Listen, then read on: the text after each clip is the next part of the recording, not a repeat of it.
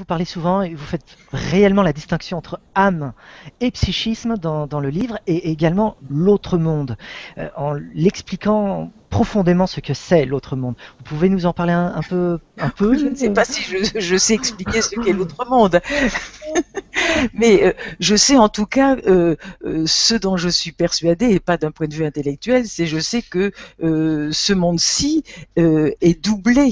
Il y a une doublure, c'est une doublure d'invisible, hein, comme dans les vêtements, il y a des doublures. Hmm. Donc ça, je sais qu'il y a des coulisses, etc. Nous sommes dans le décor, je dirais, nous sommes dans l'apparence, nous sommes dans l'écran, hein, sans jeu de mots. Mais le plus important, ça se passe sur l'arrière-scène. Voilà. Alors simplement la question, je prends simplement quand vous me dites âme et psychisme, parce que c'est un petit peu difficile, enfin un peu difficile. La confusion existe très souvent puisqu'on baigne dans la psychologisation de tout et dans le psychisme, d'où les contes en effet réduits au seul psychologique. Or, l'âme dont parle un Socrate, par exemple, et quand il parie sur l'immortalité de l'âme, il ne cesse de passer sa vie à défendre ce dont il est profondément persuadé.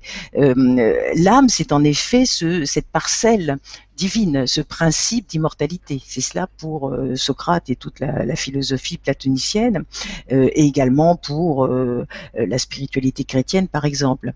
Et ce qui est un peu un tour ou de passe-passe ou je ne sais quoi, c'est que l'âme qui se dit psyché en grec, en effet, a été au XIXe siècle, milieu du XIXe siècle, c'est relativement récent, détournée ou accaparée par les psychologues, les psychanalystes, les psychiatres, etc., qui se sont dit médecins de l'âme. Or, le psychisme, c'est la part intermédiaire en nous. Le psychisme, c'est tout ce qui est de l'ordre de l'émotionnel, des sentiments, le mental aussi. Ce qui est extrêmement, c'est riche, mais c'est trouble, c'est mouvant, et ça reste dans un domaine fluctuant intermédiaire. Bon, même si ça signe une personnalité. Or, ce qui ne meurt jamais, ce qui est indestructible, ce qui est relié